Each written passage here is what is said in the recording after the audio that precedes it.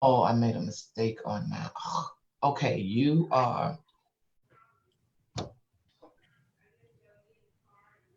it's connecting, it's connecting, and Herman, you are live. Good afternoon, Atlanta, and welcome to Veterans Today. You're listening to Veterans Today on the new WCEG Network. We are WCEGTalkRadio.com. You can live stream us on Facebook. You can watch us live on your smartphone or your computer or YouTube at WCEG Network. Uh, we are the worldwide community empowerment group. We speak live in the community. Uh, like us on Facebook, follow us on Twitter. I am Herman Anderson. I'm one of the co-hosts, and we have a guest that will be coming in later, Dr. Tate, and my other co-host is Mr. Anthony. Anthony C. Aiken. How you doing, Herman? I'm doing good, and welcome to the program today. Yeah, I just don't want you and your guests to get mad at me because I'm at the beach at home. You know what I mean? I cannot let the pandemic, the virus or anything mess with my head. So what you do, you go to the beach. Sounds great.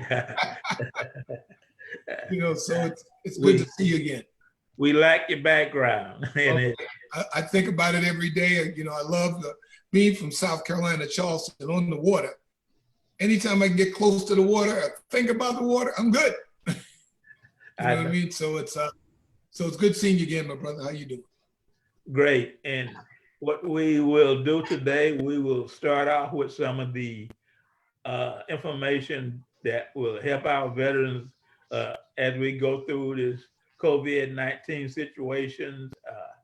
I have some update information that I received from Dr. Coop at the VA, and I think you have some. So yes.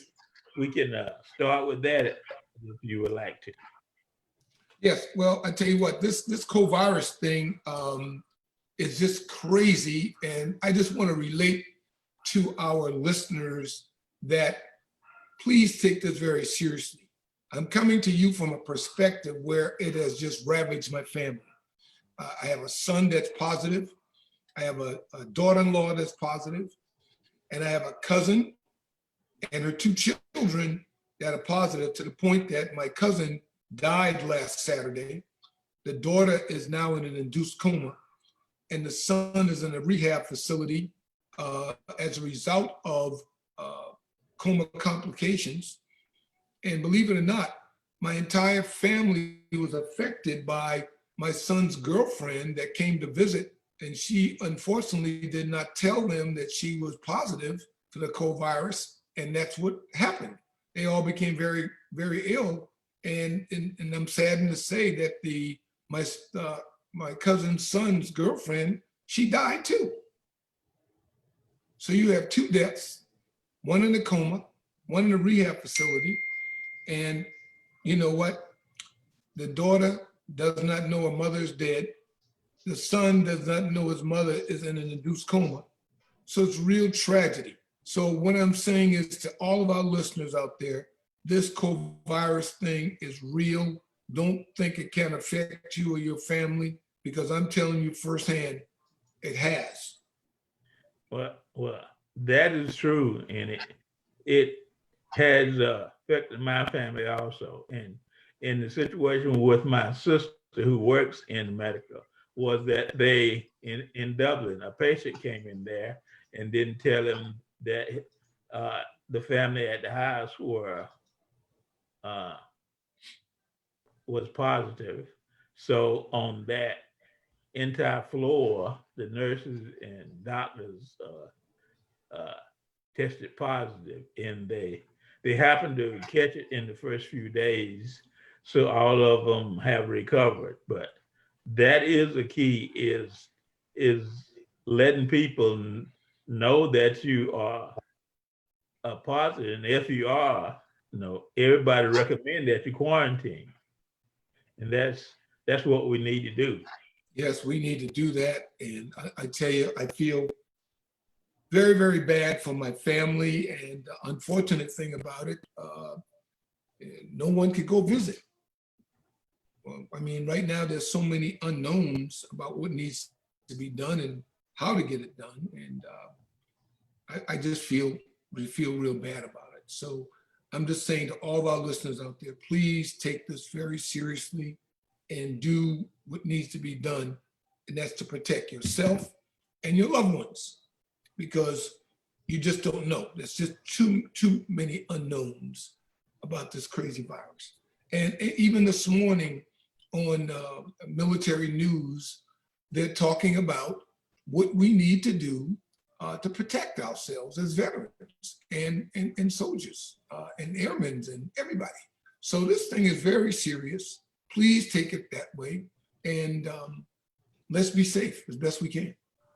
Well, that's true. And I have a few items that I received from, as I mentioned, Dr. Cooper out at the VA, and I read a few of them. Okay, Number great. one, regarding the facility out there, as his update states, as part of our ongoing effort to make necessary adjustments during the pandemic, the 8th palliative care unit, 8th floor palliative care unit will be switched from COVID-19 unit to a non-COVID unit to meet the needs of our veterans.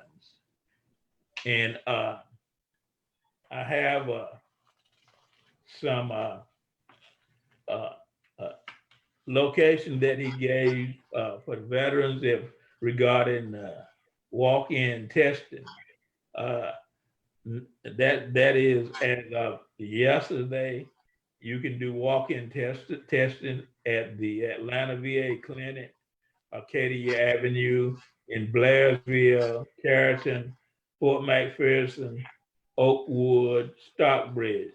So if you're a veteran, you have a veteran ID, you can walk in and get tested. And later we'll talk about some other information. I see our guest has arrived. Good afternoon, Dr. Tate. How are you? Good afternoon, Mr. Herman. How are you, sir? We're doing good. I know you've been on this program before, but just give us a brief intro of who you are and what. I know we said we were going to talk about veteran interviews today, but we'll talk about more than that. Okay. So start with your introduction, then we'll go from there. Well, and good afternoon. I'm Dr. Ray Shanice Candy Tate, a native of Atlanta and an art historian and historic preservationist. And in that historic preservation, most people think of places and physical structures, but my passion is also about oral histories and preserving histories of our community. And so that's how you and I met, Mr. Herman. So certainly in understanding and doing my own genealogy, have come to know and learn about veterans and passionate about that research. I got my doctorate degree in history from Clark Atlanta University. I'm honored to be the 4th generation of my family to go to the Atlanta University Center. And I don't say that in a bragging way, but in a way of honor and privilege and responsibility, to have a great uncle who finished Morris Brown, to have a great aunt who was valedictorian of Atlanta University.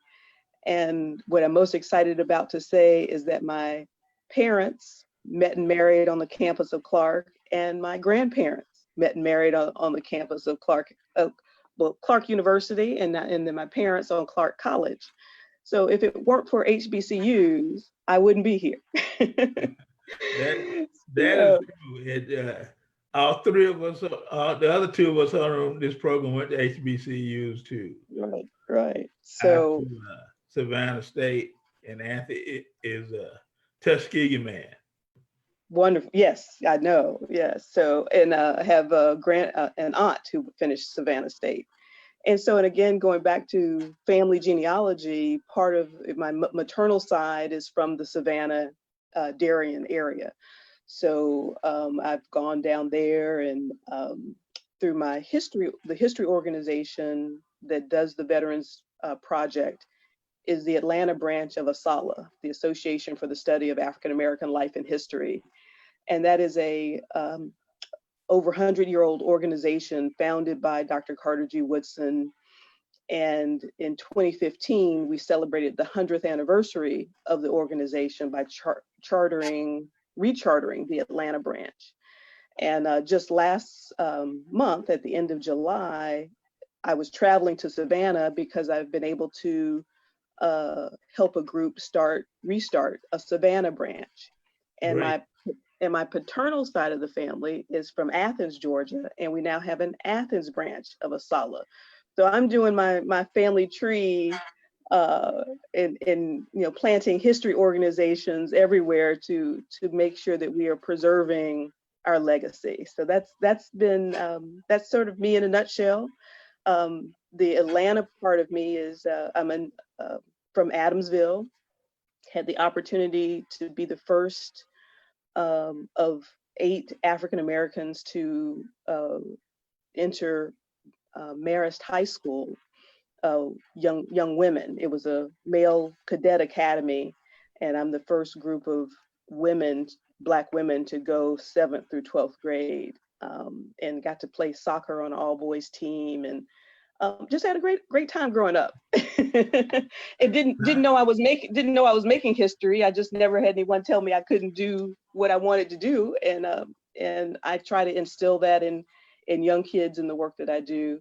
And so part of the last piece of this that I'll share that may open up other conversation is around religion. And as I mentioned, I had 2 great grandfathers who were Baptist ministers.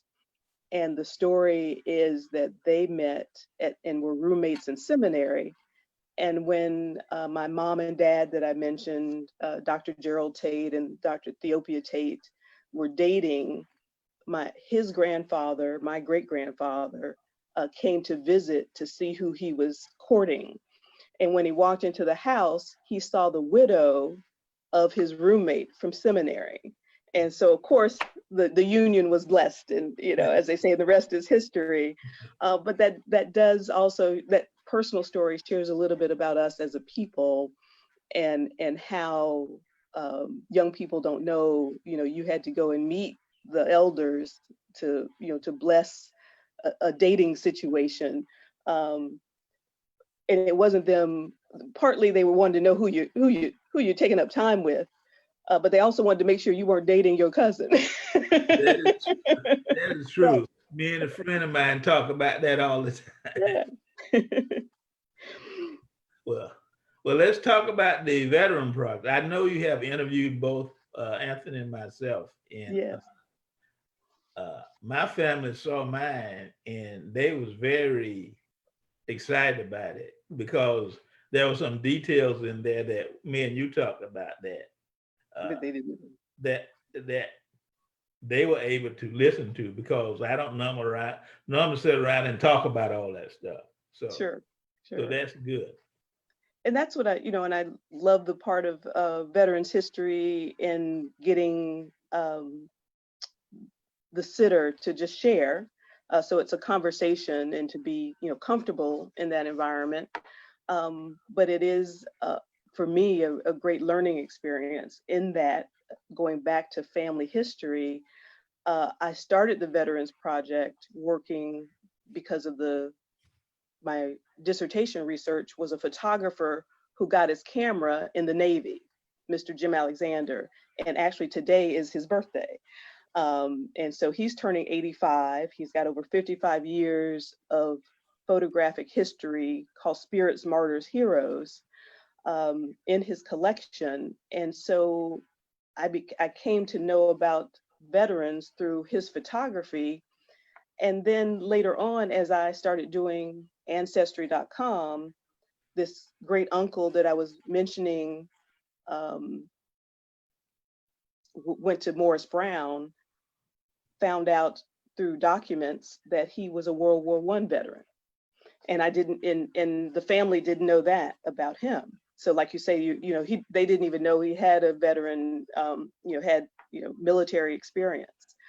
And that also helped me to then start talking with, I've worked with the NABMW, the National Association of Black Military Women, and in interviewing them, learned about WAC, learned about, looking at photographs of uniforms, and come back to my family, seeing a photograph of a great aunt who's in a nurse's uniform, but I just thought it was a white dress. And then, so have now come to see that she was part of this veteran's history. And as I always share with folks, it's never a coincidence. It's God remaining anonymous. So this path of work in veterans history, has been a ministry of sorts. And I share with you the unfortunate news of Mr. Fred Cleveland, who's a dear friend, and just got news of his passing a week or so ago. He was a member of Cascade United Methodist Church to COVID-19. But I was able to, we had an interview with him at the Atlanta History Center. So we'll make sure that his family gets a copy, if they don't already have a copy, that they can get copies of the interview. So that's the great part of this, is that we take the time, put our story into the bigger American story, but more importantly, for generations to come, your grandkids and great grandkids will be able to hear your voice, because these are stories that are logged in the Library of Congress and are kept forever in our history. So that's, so it really, I'm honored to just be a part of making sure that the work that veterans have done for our country is documented. Because if we're not in there, someone 100 years from now will look back on history and say, oh, we weren't patriots, we weren't patriotic, or we didn't serve our country, just based on the numbers. But in our 5 years of doing this, we've doubled the number of interviews that the Atlanta History Center had on African Americans, because they didn't know about it. And as you know, you and I were comfortable talking about cultural questions that maybe a white interviewer may not, approach the topic of racism or women and their hair, how that was an issue in the military. So yeah, it's been fun. It's been very interesting to listen to you, and I just wanted to be quiet for a minute to hear you, because we had a great interview when you conducted it for me. But you said a couple of things that I think that are extremely paramount. First of all, about Fred Cleveland, a dear friend. Yes. And been tracking him and communicating with him, and wow, a great loss. Shocked. Yeah, it was shocked. I'm so happy that you had the opportunity to interview him. But I've also had the opportunity to speak with other veterans that you've interviewed. And it's great that we now have this audio history that will be in the Library of Congress for generations to come. Mm-hmm. And, since I've been involved with genealogy and ancestry to my queen, Brenda, who has been involved with that for many, many, many years, I'm also finding about a number of my relatives who were in the military.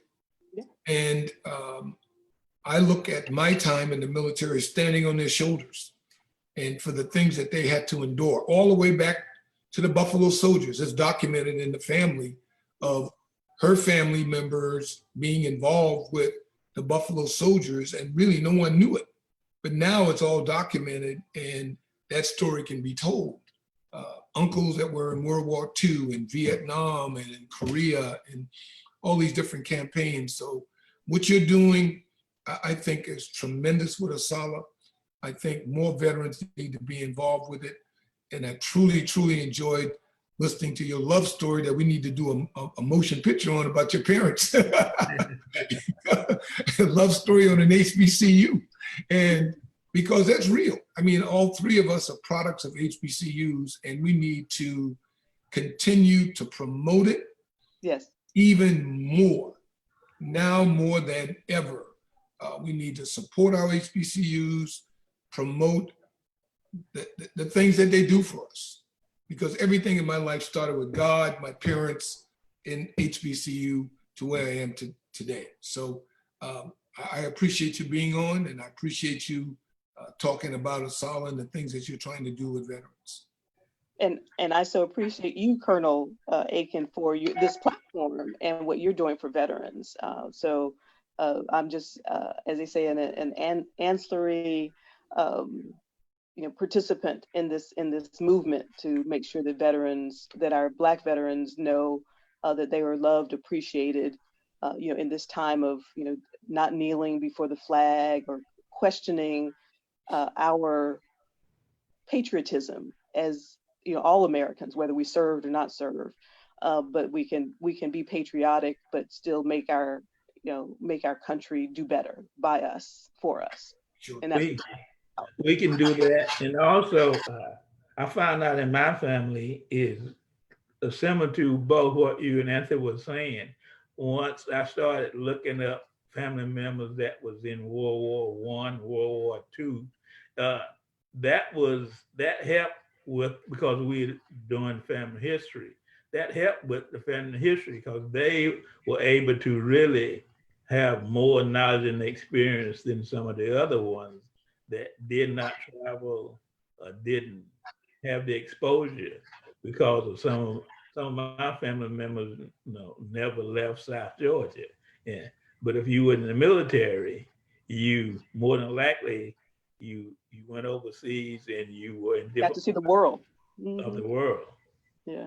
So Yeah. that you sit down, or you get on today's environment, you get on Zoom, and you start people to talking, and you really get a lot of information. Yeah, you made a very interesting point about the Black soldier. It could be a Black military person, male or female, going abroad. Mm-hmm. And believe it or not, I mean, I was just watching a series not long ago, and just to show you how, as a person of color in Vietnam, folks don't realize that even in Vietnam, and soldiers are fighting, there were all kinds of racial strife going on, to the point that they almost had a riot in Vietnam because of white soldiers and Black soldiers, even in a war zone. Yeah. And whereby you're supposed to be there trying to, quote, protect the nation from foreign enemies, but yet we had an enemy inside called racism to affect us. And unfortunately, a number of people of color left the military with dishonorable discharges, which was a systematic way of attacking a person of color, even though they served the nation. And to come back home, and let's give Vietnam an example. I was in college in the ROTC at Tuskegee, and students in the program were basically afraid to wear a uniform on Wednesday because of the flashback, not only were you receiving from your friends, but people in the community, because no one really bought into us serving. So that's why it's so important. Like Herman said earlier, when you interviewed him, there's certain things that were brought out that his family didn't know about. And there's certain things about me and my family that they didn't know about, because we tend to keep some of those things ourselves because we don't really want to rehash it. But the history and the things that you've gone through putting that uniform on, not only from the training and being in a combat zone and all that, but the systematic racism that you had to endure during your time in the military. So I think, and this is a long history of that. Yes. I do, some of my work has led me to Monroe and the Morris Ford Bridge massacre, and the issue of Black veterans coming back to a hatred, a terroristic environment domestically, and being lynched for being, as we say, uppity Negroes, for having served your country and being treated better abroad, and then coming back and being treated, no, you need to be back in your place. But if you've gone overseas and fought for your country, you should be afforded the same respect as that white soldier that that stood next to you, and it wasn't happening. No. And so that's some of my research is around those stories. I've experienced the Colonel Charles O. Flipper treatment, whereby my first assignment, being the only Black officer in the command that they ever had, and received a silent treatment. Literally received a silent treatment because I was different. Where's Tuskegee Institute? What is that all about? I mean, were you enlisted before you got, became a first lieutenant? Why are you here? And as for a young 24-year-old who came into the military with a master's degree in environmental science and engineering, I was far above my peers, but it didn't matter. I was still viewed more for my color, the melanin in my skin, than the knowledge in my head. Yeah. And unfortunately that occurred, but things are common. God works in strange ways. 20 years later, I come back and command a similar agency that gave me all the strife. So you just have to stay the course. Stay the course. And I'll share another cute incident that is, and I don't mean yours was cute, but in the sense of even in modern day times, we still have to fight.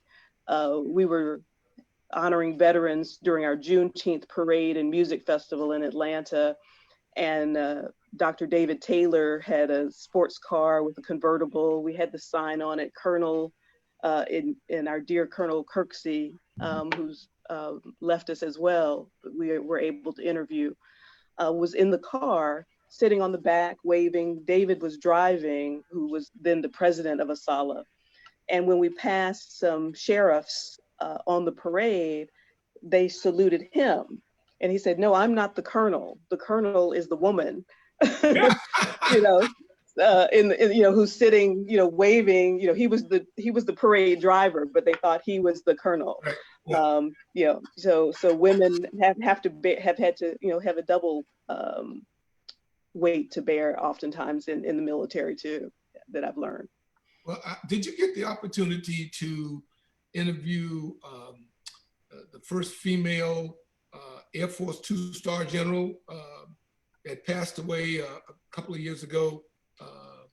Well, wow, that would have been a very interesting interview, because she lived here in Atlanta, but it was interesting. She was a logistician, Air Force colonel in Vietnam. And the things that she did was just miraculous. Yeah. And that's why she had the opportunity to become a two-star general in the United States Air Force. It's unfortunate you didn't get a chance to interview her, but her story was on many national news, and they were just honored to, for what she did. And I'm, there's only one of me. There are only a few in in Asala. And so what we're doing, and this is quite timely, is we're making a concerted effort to train a member in each of the veterans organizations on doing this documentary work, so that, Dr. Candy Tate can't get to every veteran, but if I can duplicate myself and we can have training programs on the interview process.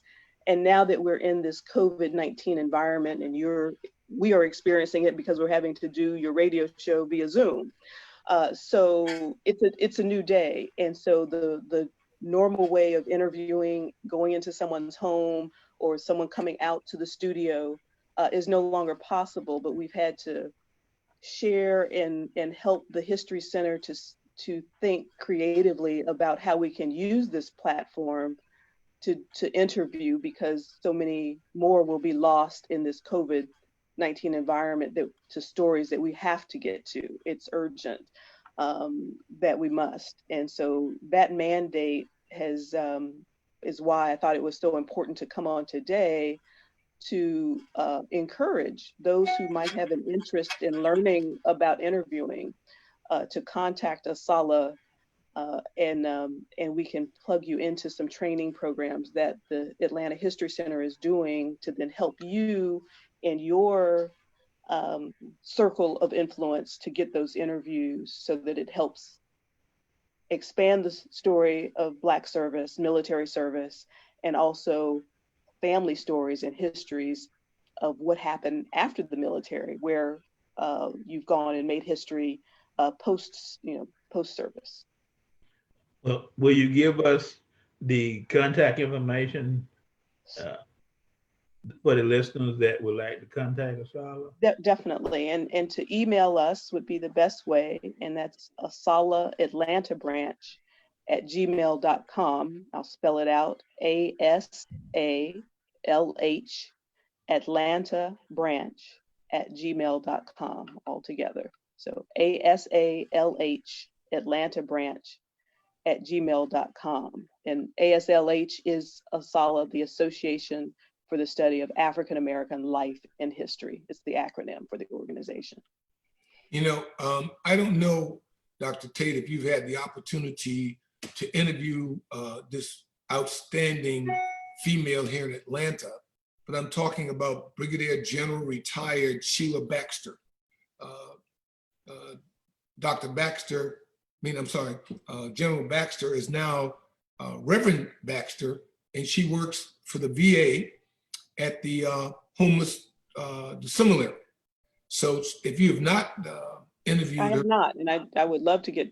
I would definitely like to get her information to you, because not only is she the first African-American female general of the U.S. Army Medical Service Corps, but she's also a product of an HBCU, Virginia State, and she's also in the Virginia State Athletic Hall of Fame because she was one hell of a basketball player in college.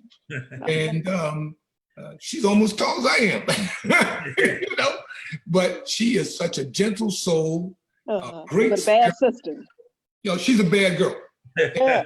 You know, and she's right here in Atlanta, so I will make sure that you have the contact information and reach out to her. And matter of fact, better yet, I will give her a heads up to expect a call from you, so you can set a date and give her a call and possibly interview her, because she has a history that really needs to be documented. That we've got to record and tell the her story as well as the history, her story. And someone asked me to repeat the contact information, and it is Asala Atlanta Branch at gmail.com. ASALH Atlanta Branch at gmail.com. Okay, let me let our listeners know you're listening to WCEG Talk Radio. You can watch us on you can follow us on Facebook. You can also watch us on your smartphone or your computer at WCEG Network. You can watch us on YouTube at subscription. And my name is Herman Anderson, and co-host Anthony Aiken, our guest, Dr. Candy Tate. And Dr. Tate, these interviews in the complete process, once it's completed, I believe they end up in the Library of Congress. Is that correct? Correct. So I'm sure your listenership is larger than Atlanta. This is a national project of the Library of Congress. And so through Atlanta, we are working with the Atlanta History Center. So the Atlanta History Center does the duplication and gets it to the sitter and to the family. And then they are in the process of collecting those histories and then connecting those recordings to the Library of Congress. So it's a two-step process. It takes a bit of time. We're looking for grant money and support. We're a nonprofit organization, the Atlanta branch of Asala, our national organization. If anyone's interested, asala.org, asalh.org is the national website to our organization. We may have a branch where you are residing. And so starting, or if they already have the history project, or you can initiate it. So we love members, but it's a great resource. And we have a national convention each year. It was supposed to be in Birmingham, but if you go to the national website, the conference is going to be on a virtual platform. So it's a great opportunity to learn from historians nationwide about Black history. And this year's topic is African Americans and the vote. African Americans and the vote. As we anticipate this November election, we must get out and be active, because many people have died for the right to vote, and we've got to have our voice heard. How many interviews do you think you've conducted in the past 5 years of people that have served and now in the Library of Congress? We are, the first year I was going gangbusters. We were up to about 50. And of course, as I've gotten busier doing other work and trying to get others trained, we do about 20 a year. So we're trying to get to 100. So Okay. we're very close. Well, I know, like Herman, we have many friends who are veterans that we could provide names to you, Right. and for you to reach out. I know you've done a few of my friends, but does it matter if they're local in Atlanta, or can they be somewhere else? And for the Atlanta History Project, they need to be Georgia. Okay. Yeah. But again, as I said, there are solid branches in every state, or not in every state, but in several of the states. And so those solid branches are familiar with this project and can log on. And as I said, if someone's interested, you can take the initiative and start this Veterans Project, which is what I did. Okay. Yes. I have an organization, as both of you know, Veterans Helping Veterans. And I have talked to Dr. Tate, and we are in agreement to train, she's gonna train 2 of us.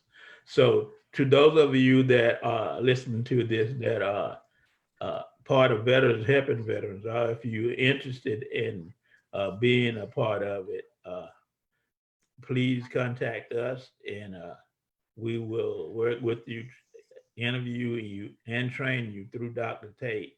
Our email is bvhv3105. Again, the email is bvhv3105@gmail.com. Thank you, Dr. Tate.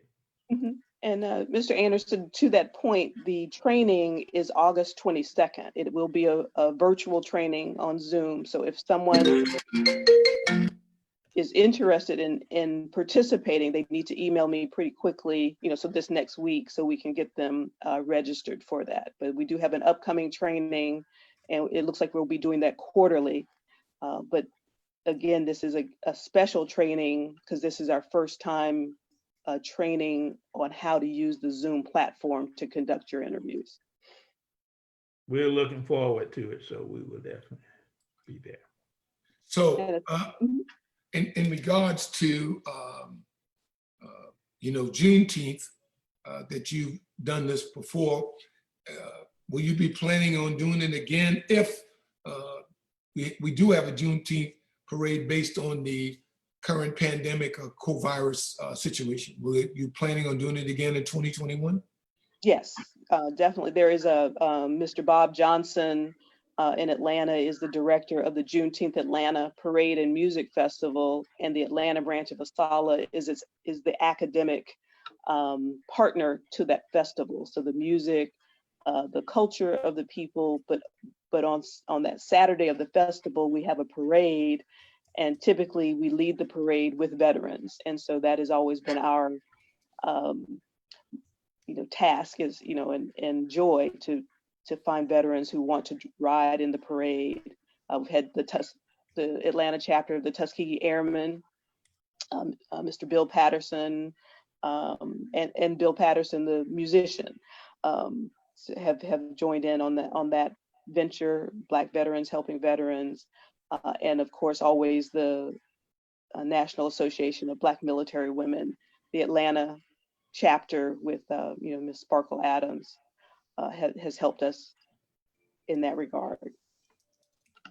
And then we also help, we typically do a veterans program on Veterans Day and Memorial Day. We're looking at developing a way of honoring at local Black cemeteries, putting flags on those grave sites of those who have served. So we're looking for volunteers. And so again, all of that, again, if you're interested, please email us, ASALH Atlanta Branch at gmail.com, ASALH Atlanta Branch at gmail.com. Yeah, I'm actually taking some notes now. So is Sean Jones still working with you on this project? Sean Jones is our new president. So yes. Oh, fantastic. Yes, he is the new president. So yes, your frat brother is all up in there. I tell you, that's great news. I'll reach out to him. Yeah. He's a great young man. I just hate that he's a Morehouse graduate, but I'll get over that. We'll forgive him for that. As they say, all love in the HBCUs, right? In the AU Center. Yeah, the AU Center is something else. But I'm actually sending you some information right now. I've already sent you Brigadier General Baxter's information, and I just sent to you retired Colonel Floyd Griffin's information. Floyd's a former mayor of Milledgeville, Georgia, a former helicopter pilot in Vietnam, a former state representative, a former trustee of Tuskegee University board of directors, and another Omega man. So hey, we're gonna flood you. Yes, we're gonna fill up the archives. Yeah, we're gonna flood you. And Colonel Aiken, I guess we should share this connection and encourage churches because Ben Hill United Methodist Church, where you and I are both members, and I served under your leadership on Veterans Committee. But churches are a great organization for collecting this type of history. And so if you don't have a military committee, and you may want to talk about that was how I was able to get a lot of veteran interviews, is from other members of our church and the quilt project that we worked on. That is a great point, because Anthony and myself and other people on this that we have, one of us, Reverend McGee, we are strong supporters of starting veteran ministries or veteran committees at churches and working through that channel to help veterans there and to help veterans know what's available and what information is available, and to provide the opportunity for them to work or get involved on projects like yours. So thanks for bringing that up. Yeah, sure. The veteran ministry it's an awesome mechanism. And we used to have these town hall meetings and veteran information sessions, and Herman has been there, Pastor McGee has been there, you've been there. We've had several people to interact, because we need to continue to share as much information as possible, not only about ASALH, but as we talk about just about every time we're on the air, understanding the process for individuals to receive their benefits and their compensations, suicide prevention, everything. Right now, mental health, especially during this COVID scenario, is on the rise. We are having people suffering, people not getting paid, they're losing their homes, they're getting put out of apartments, they don't have food to feed their families, they can't get a job. The stress level is extremely high. So that thing is just unbelievable. And when you listen, it's real. And, and you listen to the news. I was just watching the news in South Carolina, where I'm from. You didn't hear it, but it affected my family. The COVID death rates increasing. I saw yesterday that another young child, age 7, has died. We already had one age 9. Yeah. And schools are reopening. The state of New York, Governor Cuomo said you can open. Dr. Fauci, the big epidemiologist, is now putting out there open, but we have to keep in mind that we're dealing with kids, a lot of young kids, and how serious will they be with social distancing? How serious will they be with hand washing? How serious will they be with, disinfecting the doorknobs and handles, and wearing a mask all day to, stop the transmission of this quote unknown virus that's killing so many people. So we have to do whatever we can to keep the population informed, and hopefully keep our distancing to keep this disease from killing more people.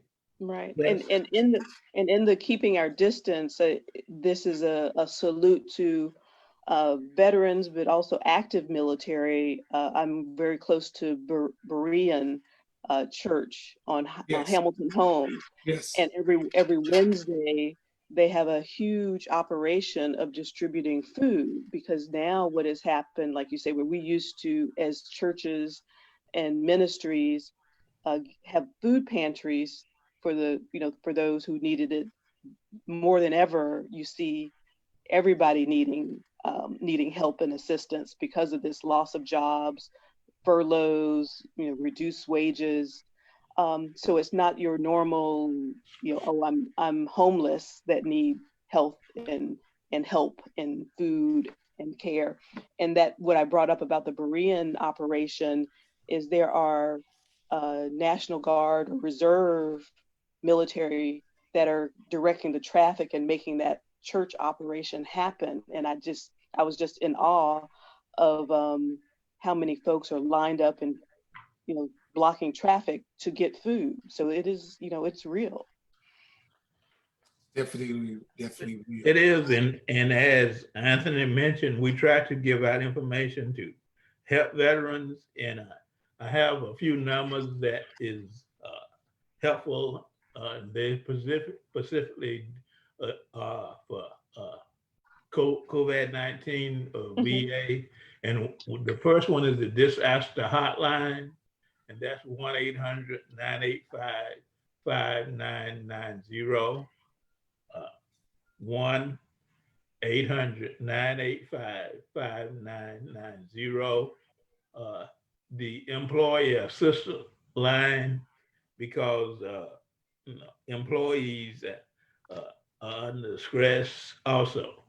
And the number for that is 1-800-869-0276. 1-800-869-0276. And the National Suicide Prevention Hotline is 1-800-273-8255. 1-800-273-8255. And also the Domestic Violence Hotline is 1-800-799-7233. 1-800-799-7233. And that's what I have at this time. Other ones, before we go off the air, that I will give you regarding debt assistance. Mr. Right. Herman, may I share one more thing about the Veterans History Project? Sure. And we've been talking about interviewing veterans, but there's also a part of this project that if a veteran has passed, but family members have at least 10 photographs, or if they had letters of correspondence. Now, this is back when we were writing letters, now we email. But there is a part of the project where we'll accept a family member sharing that veteran story, even if they've passed. So I don't want folks to think that this is just for living veterans, but if you have collected your family's history and veteran service and have photographs and a story to tell, we're interested in accepting those stories as well. I would like to give a recognition to Ms. Sue Verhoff at the Atlanta History Center, who has been our point of contact and champion for this project. and is just an awesome partner. But Sue Verhoff at the Atlanta History Center, who's the director of genealogy and the Veterans Program. That is absolutely awesome.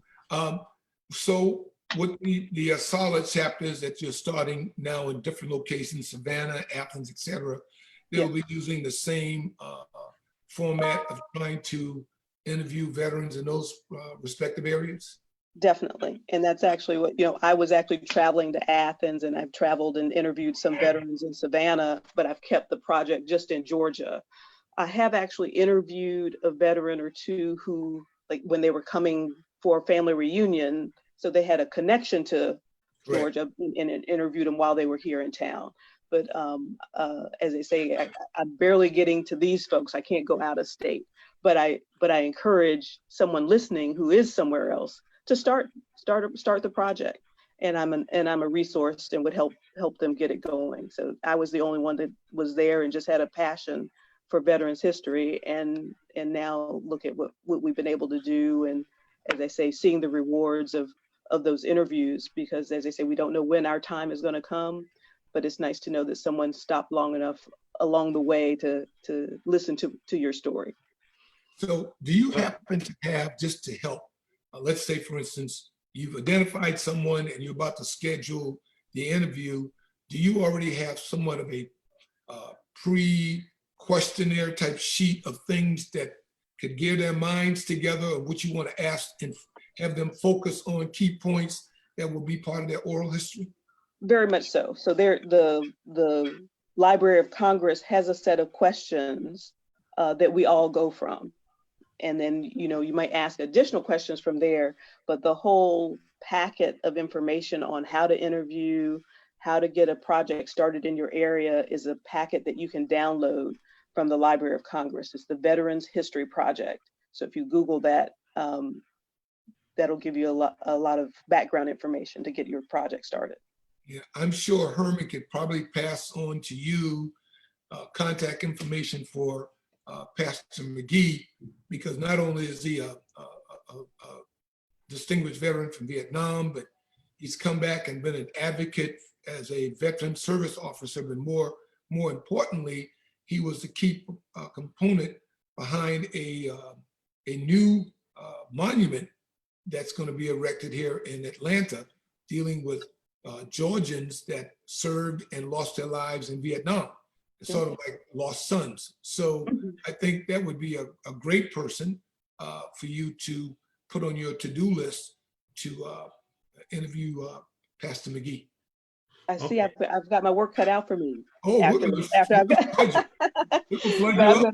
But I'm going to enjoy this. Look, these officers, I don't know that I'm gonna pass those on. I'm gonna want to interview them myself. I passed you 3 names already.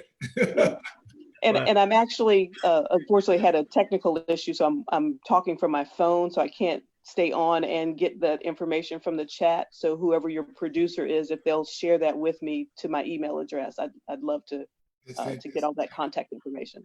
Very good. Okay, we'll do that, and also I'll get in touch with Reverend McGee, because I work with them, and my goal will be to convince him to have someone in his organization get trained also, because in addition to has a church, and he also is the chapter president of Vietnam Veterans of America chapter. Okay. Yes. So we'll work that. And like we want this to be the problem to have, that we have so many interviews that the History Center is going to have to hire someone to process them. So we want to just walk up to the door and say, look at all these interviews we've created, and now we need to find some money to help, to hire some more folks to process it just for the African American collection. Let's do it. Sounds great. And one item that Anthony is aware of, and all the ones our regular listeners, is and if you're a Vietnam era veteran, the Agent Orange newsletter, which comes out annually is out, and is electronically. You just go to www.va.gov and put in Agent Orange newsletter, and you can put it up in PDF format. So it came out about 2 weeks ago. So all of you guys out there that Agent Orange or Vietnam Air veterans, it's available. Yeah, and one other thing, Herman, I think it's very important, especially since we've been dealing with this COVID pandemic since the March timeframe. The VA is basically seeing patients on a very limited basis. They're now doing more telemedicine or video type of conferencing with the veterans. So with that being stated, it's really, really, really, really important for veterans to get themselves on My Healthy Vet if they're not on My Healthy Vet yet, and also e-benefits, because that has been the very prime method of communication with the veterans other than being seen in the hospital. For instance, I went to the VA 2 weeks ago because of my vision issues. And it took me almost 15 minutes to get into the building with all of the screening and things that they're taking you through right now, which I was very happy to see. But in the meantime, they're also encouraging veterans like myself and others to get out there and get yourself online so you can be seen. So just want to let you know, My Healthy Vet and e-benefits, two very good processes. And e-benefits is just as important as My Healthy Vet, because if you are in the process of dealing with a medical or disability claim, that's really the only way you can communicate with the VA is through e-benefit electronically, because the hospital and all of the CBOCs, the community offices, are not open. Correct. For counseling. So correct. Both of those are very important. Yeah, and it's taking time, and it's almost like 3 to 4 weeks out before you can actually be seen on a video teleconference with your primary care provider, your PCP. So you need to be diligent. You need to be, persistent and have your needs taken care of. As I said before, we have mental health issues on the rise. We have suicides on the rise. And because people are quarantined and staying home and they feel hopeless and helpless, they feel as though that, suicide might be the best way out. So just want to make our listeners aware that utilize every tool possible. And for you knuckleheads out there that are not proficient on, utilizing social media, get your family member, your niece, your nephew, your sister, your brother, whoever can help you and use the tools that are available to get the help you need.